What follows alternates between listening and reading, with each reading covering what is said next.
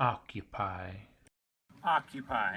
Occupy language. Language. Formations from the heart and mind, flowing through the tongue and lips, falling, trickling, tripping. From our mouths. We use language for love. We use language to fight. Words. They create, define, tell our stories. Occupy. When we occupied the streets, Wall Street, We redefined the word occupy. to speak that word calls out. 1%. Before occupy, that phrase could have referred to a penny as easily as a petroleum magnate. Now it can only mean one thing.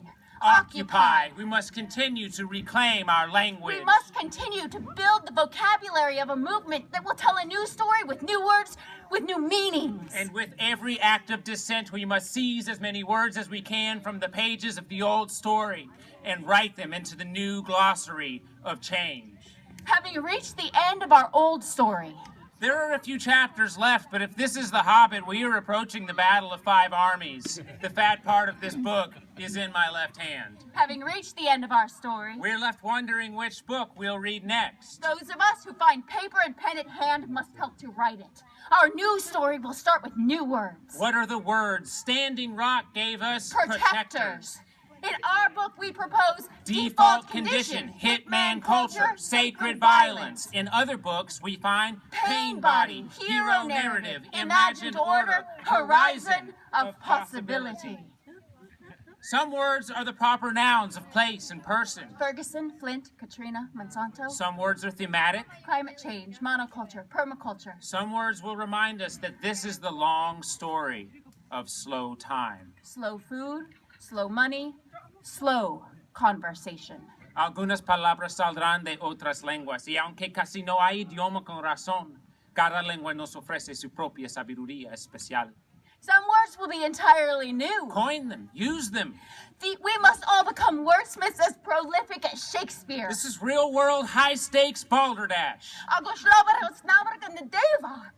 Occupy all of the words we do not have. Occupy. All of the words we almost had but left abandoned on the road, waiting for us to pick them up and dust them off. Cry over them once more and remember to carry them again for a while. Paul, forgotten but never departed. We almost had the words of endless unheard prophets, storytellers like Thomas Berry. and we can hear them again in living words. If only we will listen when one of us finds a resonance with a deeper story. I can hear them sometimes when I listen. We're close. Pero ¿qué vamos a hacer con tantas palabras? The more I delve into the news stories, the more I understand the nature of our work. We are leaving the age of the engineer and entering the age of the storyteller. There are so many stories and so many words. Are we close enough? Will we learn the words and weave them together to make them our own?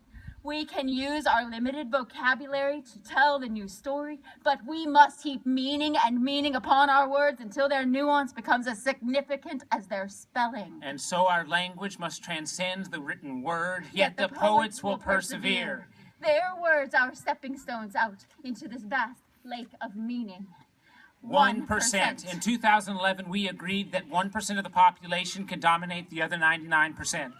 Who is the 1%? If 1% of the population can dominate the story of our current culture, then another 1% can write a new one. It cannot be one without the other. Who is the 1%? We propose, dear listeners, that it's you.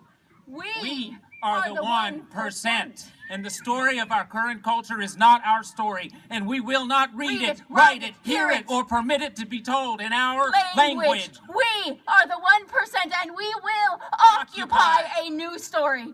A story whose foundation bears upon the solid earth. Whose length is greater than its telling. Una historia cuyas palabras se hierven del estómago sin invitación y que se cuenta sin parar. Una onda que apenas se nota en el momento, pero que se pone tsunami sin advertencia. A language tsunami. Yeah!